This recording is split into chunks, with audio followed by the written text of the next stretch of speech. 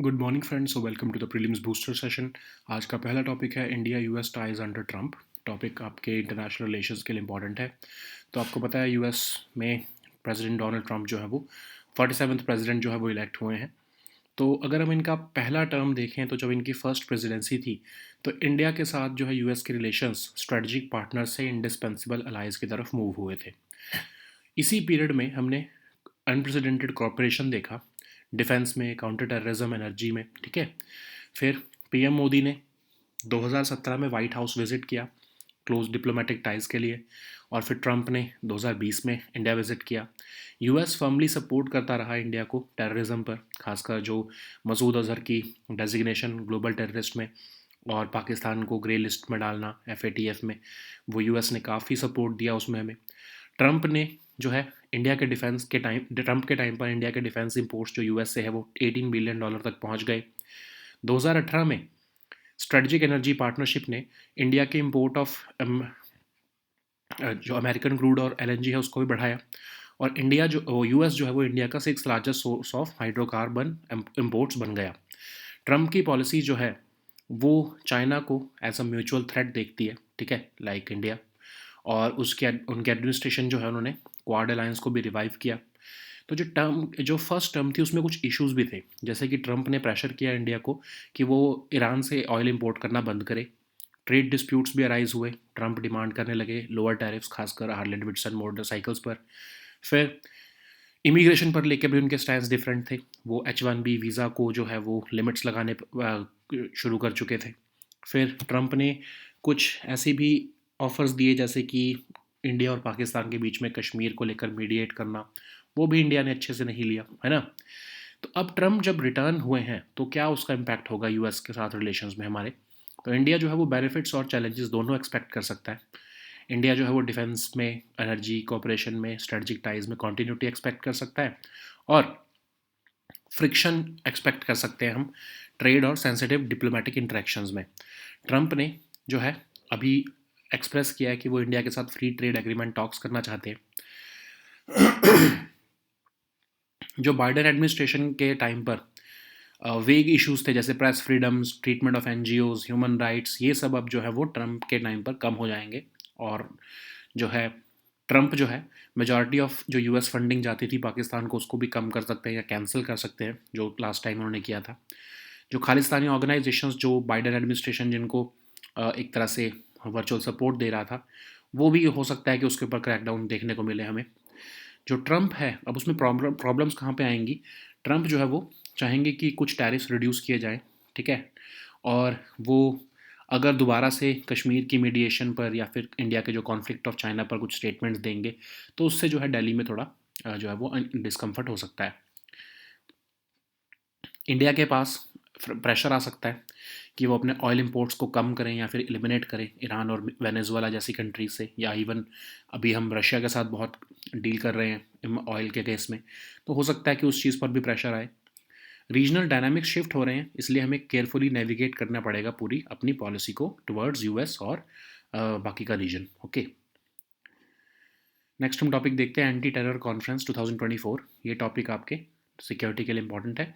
एक 2 डे का anti terror conference 2024 Delhi में होस्ट किया जा रहा है एनआईए द्वारा, जिसमें कि कुछ मेजर इश्यूज डिस्कस किए जा रहे हैं, जैसे कि ऑर्गेनाइज क्राइम का role in terror funding North East India में, इनक्रिप्टेड ऐप्स का यूज़ किया जाने, फिर ऑर्गेनाइज क्रिमिनल गैंग्स और जो है टेररिज्म के बीच में जो कनेक्शंस हैं, सोशल मीडिया का क्या रोल है, उसको कैसे रेगुलेट किया जाना चाहिए टेरर केसेस में। तो ऑर्गेनाइज क्राइम जैसे आपको नाम से ही समझ आ रहा है कि ये वो क्रिमिनल एंटरप्राइजेज हैं जो कि सिस्टमेटिकली स्ट्रक्चर्ड हैं, और वो ऑपरेट करती हैं हाई लेवल ऑफ कोऑर्डिनेशन से, सीक्रेसी से और परसिस्टेंस से, यूजिंग वायलेंस और करप्शन। तो इंडिया में जो है अगर हम देखें ऑर्गेनाइज क्राइम में drug trafficking, arm smuggling, human trafficking, extortion, illegal mining, ये सब आते हैं। ऑर्गेनाइज क्राइम जो है वो एक सिम्बायोटिक रिलेशनशिप डेवलप कर चुका है टेररिस्ट ग्रुप्स के साथ। टेररिस्ट ऑर्गेनाइजेशंस जो कि एक्टिव हैं इस रीजन में, वो financial support organise criminal gangs से लेते हैं, और उन ये ग्रुप्स जो हैं उनको वो इन रिटर्न में प्रोटेक्शन या रिसोर्सेज ऑफर करते हैं टेररिस्ट ग्रुप्स। ओके, तो ऑर्गेनाइज्ड क्राइम का रोल क्या है टेरर फंडिंग में?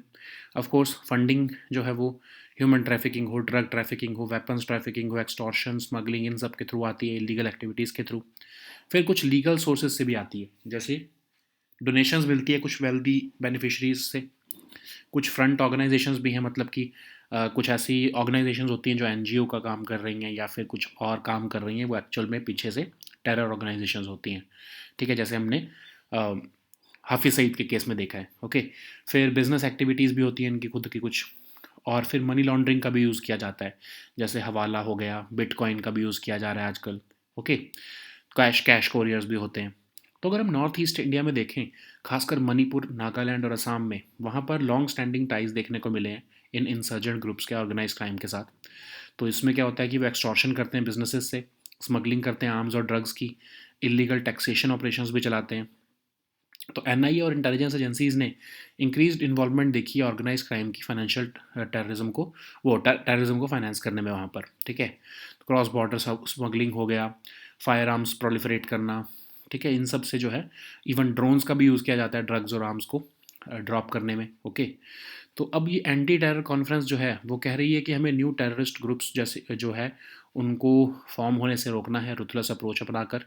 खासकर सदर्न स्टेट्स में हमें एच का देखने को मिल रहा है, हिज़्ब उत तहरीर जो है वो एमर्ज हो रहा है। फिर डिस्कशंस चल रही हैं रामेश्वरम कैफ़े ब्लास्ट पर, एग्जामिन करने की ज़रूरत है new methods of arms and drug trafficking. एक यूनिफॉर्म एंटी टेरर स्ट्रक्चर बनाने की ज़रूरत है ताकि टैकल किया जा सके टेरर फाइनेंसिंग और डिसमेंटल किया जा सके टेरर इकोसिस्टम को। सोशल मीडिया का क्या रोल है, इनक्रिप्टेड एप्लीकेशंस का क्या रोल है, उस पर भी हमें ध्यान देना है। एनआईए का एक नेशनल लेवल टेरर डेटाबेस भी है, उसका भी यूज़ करना है। ठीक है, नेक्स्ट हम टॉपिक देखते हैं PM Vidya Lakshmi scheme. Topic आपके गवर्नेंस के लिए इंपॉर्टेंट है। तो यूनियन कैबिनेट ने पीएम विद्या लक्ष्मी स्कीम जो है एक new central sector initiative introduce किया है, जिसमें कि मेरिटोरियस स्टूडेंट्स को फाइनेंशियली सपोर्ट किया जाएगा ताकि वो हायर एजुकेशन परसू कर सकें। तो इसमें होगा क्या कि ये सिर्फ एप्लीकेबल होगा top quality higher educational institutions में, और एक फुल्ली डिजिटल, ट्रांसपेरेंट और स्टूडेंट फ्रेंडली प्लेटफॉर्म के थ्रू जो है ये लोन प्रोसेसिंग और मैनेजमेंट होगी इसकी। तो एलिजिबिलिटी क्या है इसमें? कोई भी स्टूडेंट जो सिक्योर कर लेता है एडमिशन हायर एजुकेशन इंस्टीट्यूशन में जो कि क्वालिटी का है और एनआईआरएफ की टॉप 100 रैंकिंग्स में है, तो उसको कोलेट्रल फ्री और गारंटी फ्री लोन मिलेगा। ठीक है, इनिशियल फेज़ में 860 जो है क्वालिटी हायर एजुकेशन इंस्टीट्यूशंस में ही एडमिशन जो ले रहे हैं स्टूडेंट्स वो ही क्वालिफाइड होंगे। तो लगभग 7.5 लाख का जो लोन होगा उसमें 75% गारंटी जो है वो दी जाएगी स्टूडेंट्स के बिहाफ पर बैंक्स को। स्टूडेंट्स को एक जिनकी एनुअल फैमिली इनकम 8 लाख तक है वो एलिजिबल होंगे इसके लिए। और 3% का इंटरेस्ट सबवेंशन दिया जाएगा 10 लाख तक के लोन पर। प्रेफरेंस दी जाएगी उन स्टूडेंट्स को जो गवर्नमेंट इंस्टीट्यूशंस या फिर टेक्निकल या प्रोफेशनल कोर्सेज में एनरोल हो रहे हैं। 3600 करोड़ की इसमें एलोकेशन की जा रही है। एक पीएम विद्या लक्ष्मी पोर्टल भी बनाया जा रहा है डिपार्टमेंट ऑफ हायर एजुकेशन द्वारा, और जिसमें कि एप्लीकेशंस को स्ट्रीमलाइन किया जाएगा प्रोसेसिंग के लिए। पेमेंट्स जो है वो सब ई वाउचर्स के थ्रू या फिर सीबीडीसी के थ्रू जो है वो वॉलेट्स में की जाएगी। ओके, अब इसके अंदर 2 की स्कीम्स भी हैं पीएम यूनिक स्कॉलरशिप प्रोग्राम के अंडर। पहला है central sector interest subsidy scheme, जिसमें कि इन फुल इंटरेस्ट सबवेंशन होगी, मॉरेटोरियम फॉर लोन्स दिया जाएगा अप टू 10 लाख रुपीज़। दूसरा है क्रेडिट गारंटी फंड, जिसमें कि एजुकेशन लोन्स में गारंटी दी जाएगी। ठीक है, तो एक कॉम्प्रिहेंसिव फाइनेंशियल सपोर्ट फ्रेमवर्क है ये एलिजिबल स्टूडेंट्स के लिए। नेक्स्ट हम टॉपिक देखते हैं स्पाइनल मस्कुलर एट्रोफी। ये टॉपिक आपके सोशल इश्यूज़ के लिए इंपॉर्टेंट है। तो रिसेंटली एक 16 मंथ ओल्ड चाइल्ड जो है उसको स्पाइनल मस्कुलर एट्रोफी दी गई जीन थेरेपी के थ्रू, जो कि सफ़र कर रहा था स्पाइनल मस्कुलर एट्रोफी से, उसको जीन थेरेपी दी गई एक प्राइवेट हॉस्पिटल में। तो स्पाइनल मस्कुलर एट्रोफी एक जेनेटिक डिसीज़ है जिसमें कि central nervous system, peripheral nervous system और वॉलंटरी मसल मूवमेंट जो है उसको सपोर्ट किया जाता है, वो अफेक्ट करती है वो। ठीक है, तो इसमें जो है नर्व सेल्स जो है वो इन्वॉल्व होती हैं जिनको मोटर न्यूरॉन्स कहते हैं, और खासकर जो स्पाइनल कॉर्ड से कनेक्टेड होती हैं। और 5 सब टाइप्स होती हैं इसकी, जिसमें कि कौन सी एज पर है ऑनसेट ऑफ द डिसीज़ उसके बेसिस पर उसमें क्लासीफाई किया जाता है। स्पाइनल मसल एट्रोफी में सिम्टम्स जो है वो कभी कभी माइल्ड भी हो सकते हैं, कई बार डिसेबलिंग भी हो सकते हैं। खासकर वीकनेस ऑफ मसल देखने को मिलती है, जिससे कि हमारे जो जो हमारी मसल्स मूवमेंट कंट्रोल करती हैं। तो वीकनेस जो होती है इसमें वो बहुत सिवियर होती है मसल्स में, जो हमारे सेंटर ऑफ द बॉडी पर है। ठीक है, कोई क्योर तो नहीं है, लेकिन यूएस एफडीए ने डिसीज मॉडिफाइंग थेरेपी और जीन रिप्लेसमेंट थेरेपी जो है इसके लिए अप्रूव की है 2016 और 2020 में। ओके, नेक्स्ट हम टॉपिक देखते हैं बिदार फोर्ट। ये टॉपिक आर्ट एंड कल्चर के लिए इंपॉर्टेंट है। तो वक्फ बोर्ड ने आइडेंटिफाई किए हैं 17 monuments inside the Bidar fort in Karnataka as its property. Bidar fort situated है बिदार सिटी में। डेट बैक करता है, लगभग 500 साल का पुराना है। सुल्तान अहमद शाह वली ऑफ बामनी डायनेस्टी जो है, उन्होंने बिदार को अपनी कैपिटल बनाया 1430 में। तो ये ट्रैप रॉक से बना है पूरा, और स्टोन और मार्टर का यूज़ किया गया है फोर्ट वॉल्स बनाने के लिए। एंट्रेंस गेट जो है उसकी एक लॉफ्टी डोम है। ओके, तो बामनी किंगडम क्या था? तो ये एक्चुअली टर्किश गवर्नर जब अपने आप को इंडिपेंडेंट उन्होंने डिक्लेयर किया दिल्ली सल्तनत से, तो उन्होंने जो है ये फाउंड किया था मोहम्मद तुगलक से जब वो सेपरेट हुए। फर्स्ट इंडिपेंडेंट इस्लामिक किंगडम था साउथ इंडिया का। इसको इनकी जो कैपिटल थी वो गुलबर्ग थी, जिसको एहसानाबाद कहते हैं। लगभग 14 सुल्तान्स रहे इसमें। अपनी पीक ये महमूद गावान के टाइम पर इन्होंने रीच की, और जो कृष्ण देवा राया थे विजयनगर एम्पायर के, उन्होंने डिफीट किया लास्ट ब्राह्मणी एम्पायर को, last ruler of Brahmani empire को। ओके, नेक्स्ट हम टॉपिक देखते हैं महाकुंभ मेला। ये टॉपिक आर्ट एंड कल्चर के लिए इंपॉर्टेंट है। तो महाकुंभ मेला ऑर्गेनाइज किया जा रहा है होली सिटी ऑफ प्रयागराज में जनवरी से फरवरी के बीच में।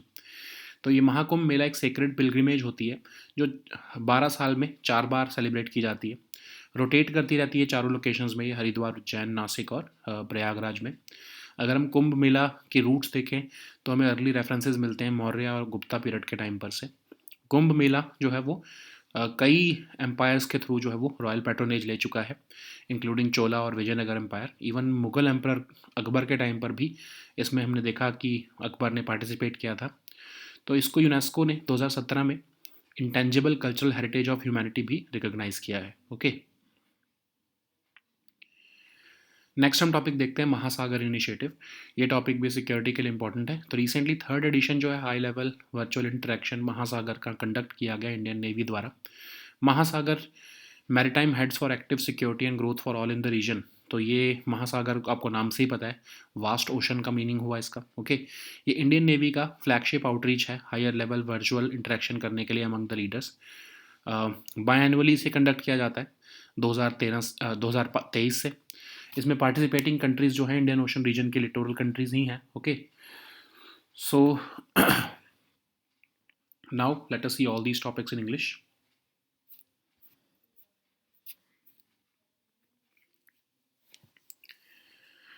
So the first topic is India-US ties under Trump. This topic is important for your international relations. So as Donald Trump has gained the votes and he has become the 47th president of the US, let us analyze how India-US ties can shape during the Trump 2.0. Okay, for that we have to see what was the status of India-US ties during the first term of Trump. So during the first term of Trump, India transitioned from strategic partner of the US to indispensable ally. We saw unprecedented cooperation in defense, counterterrorism, and energy, and we also saw certain challenges. But first, we have to see what were the areas of cooperation. So PM Modi visited White House in 2017, and Trump in return visited India in 2020. US firmly supported India's stance on terrorism, especially in the designation of Masood Azhar as a global terrorist, and even advocating for Pakistan's grey listing by the FATF.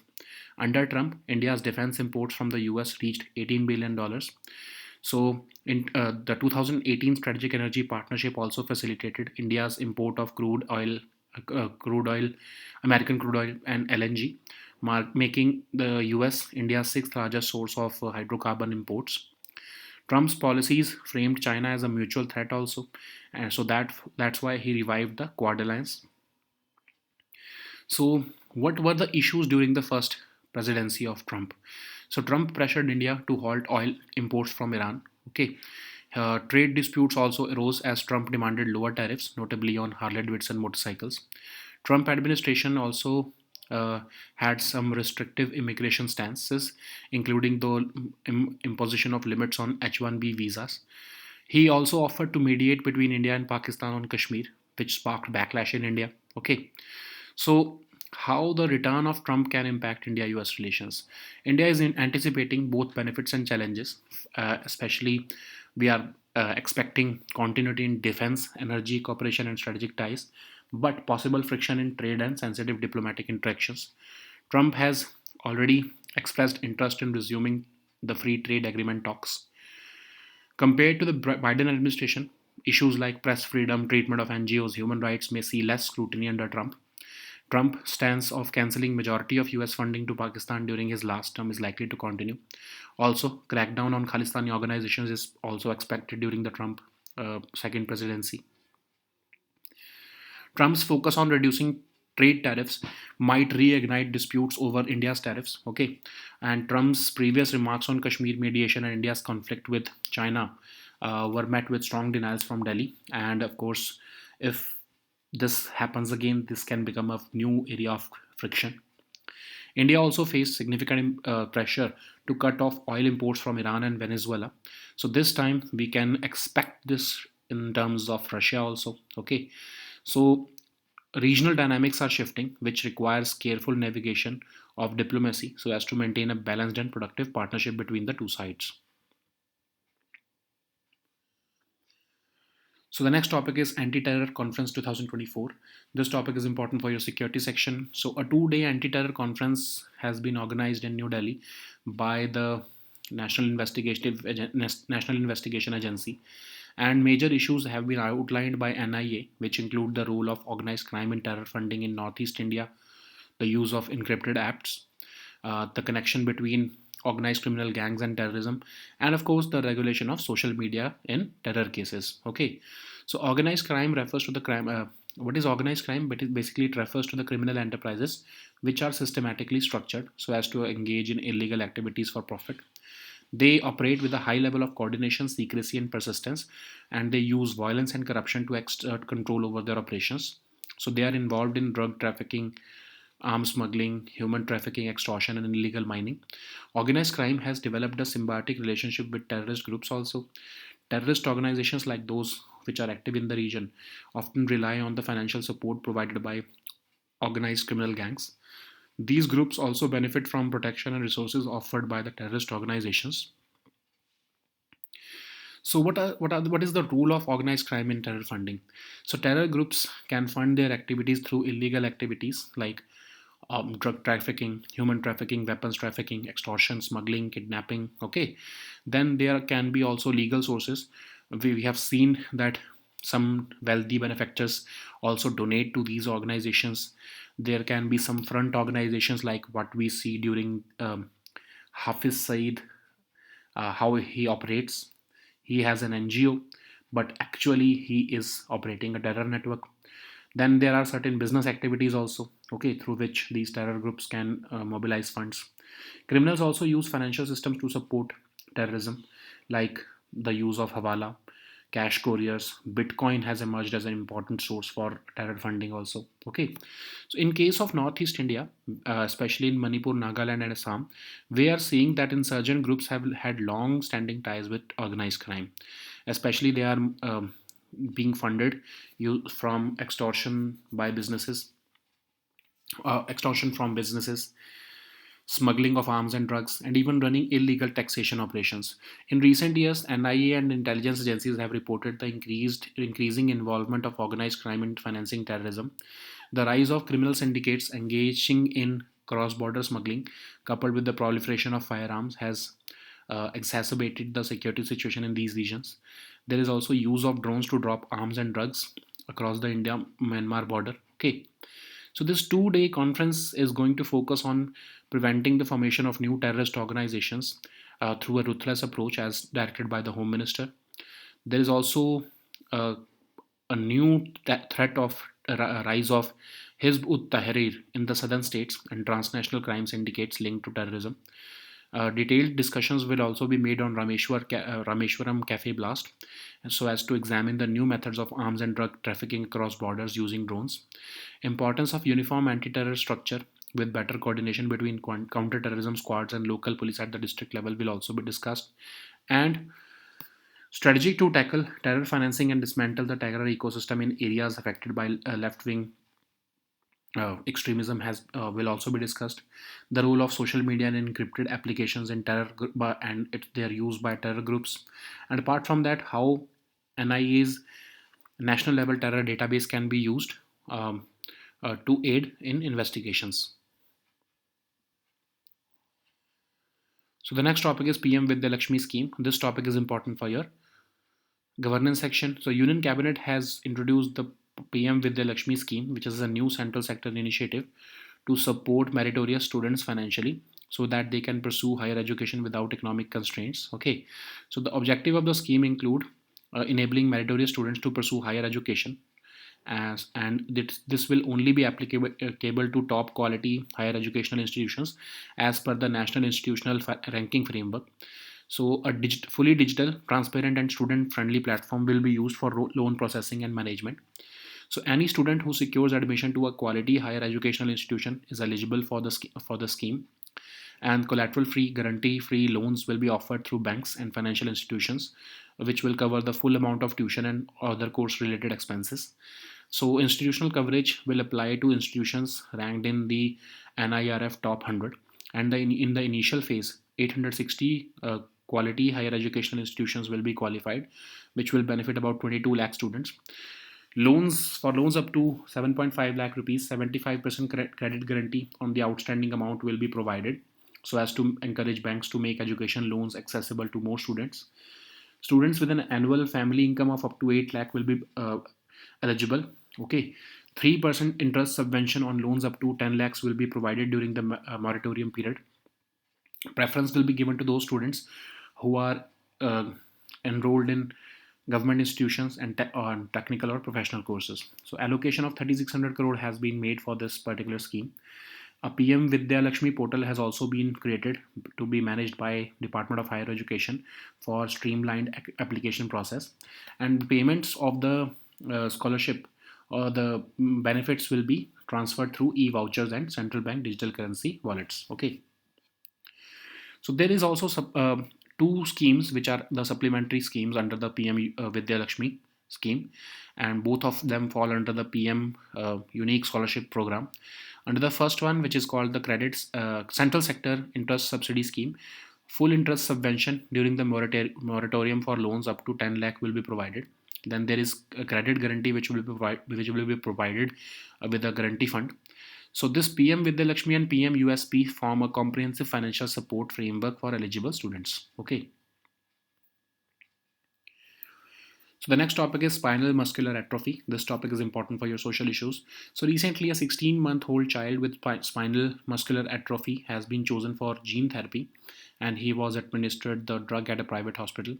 So spinal muscular atrophy is a genetic disease affecting the central nervous system, peripheral nervous system, and the voluntary muscle movement. And it involves the loss of nerve cells called the motor neurons in the spinal cord, and it is classified as a motor neuron disease.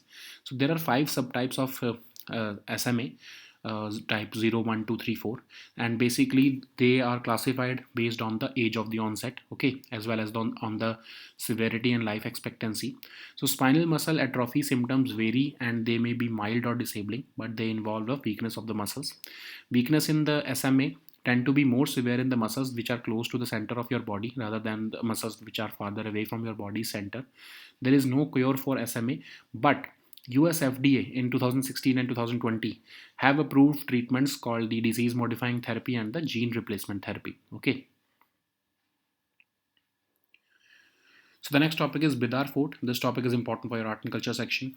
So recently, Waqf Board has identified 17 monuments inside the historic Bidar Fort in Karnataka as its property. So Bidar Fort is situated in Bidar city in the northern plateau of Karnataka. And the history of Bidar Fort dates back over 500 years, and it started with the reign of the Western Chalukya dynasty. Sultan Ahmad Shah Wali of Bahmani dynasty made Bihar his capital in 1430. So this Bidar fort has been built of trap rock. Stone and mortar were used to build the fort walls. The entrance gate has a lofty dome. Okay. So what is the Bahmani kingdom? So it rose to power after the Turkish governor Alauddin Hassan Bahman Shan established an independent empire by revolting against the Sultan of Delhi Sultanate, Muhammad bin Tughlaq, in 1347. So it was the first independent Islamic kingdom in South India, and they also established their capital in Hassanabad, that is in Gulbarg. And there was a total of 14 sultans ruling over this kingdom. The Bahmani kingdom reached its peak under the guidance of Mahmud Gawan, and Krishnadeva Raya of Vijayanagar Empire defeated the last ruler of Bahmani Empire around 1518. So the next topic is Mahakumbh Mela. This topic is important for your art and culture section. So Mahakumbh Mela is scheduled to take place in the holy city of Prayagraj between January to February. So it's a sacred pilgrimage which is celebrated 4 times over the course of 12 years. This event rotates between 4 locations in India: Haridwar, Ujjain, Nashik, and Prayagraj. The roots of Kumbh Mela stretch back thousands of years, and we can find early references during the Maurya and Gupta periods. During the medieval period, the Kumbh Mela received patronage from various royal dynasties, including the Chola and Vijayanagar empires in the south, and even the Delhi Sultanate and Mughals in the north. Even Mughal emperors such as Akbar are noted to have participated in the celebrations, illustrating a spirit of religious tolerance. Okay, Mahakumbh has been recognized by UNESCO in 2017 as an intangible cultural heritage of humanity. Okay. So the next topic is Mahasagar Initiative. This topic is important for your security section. So recently, the third edition of the high-level virtual interaction Mahasagar was conducted by the Indian Navy. Mahasagar, as the name suggests, it's a vast ocean in Hindi, but Mahasagar stands for Maritime Heads for Active Security and Growth for All in the region, and it is the Indian Navy's flagship outreach for high-level virtual interaction among the leaders. This initiative was started by Indian Navy, and it is conducted biannually, and it has garnered wide acceptance among the participating nations since its inception in 2023. The participating countries are basically in the Indian Ocean region littoral countries like Bangladesh, Comoros, Kenya, Madagascar, Maldives, Mauritius, Mozambique, Seychelles, Sri Lanka, and Tanzania. Okay, so these were our topics for today. Please also download the weekly current affairs compilation from our Telegram group today. We'll meet next time with new topics. Until then, goodbye and take care.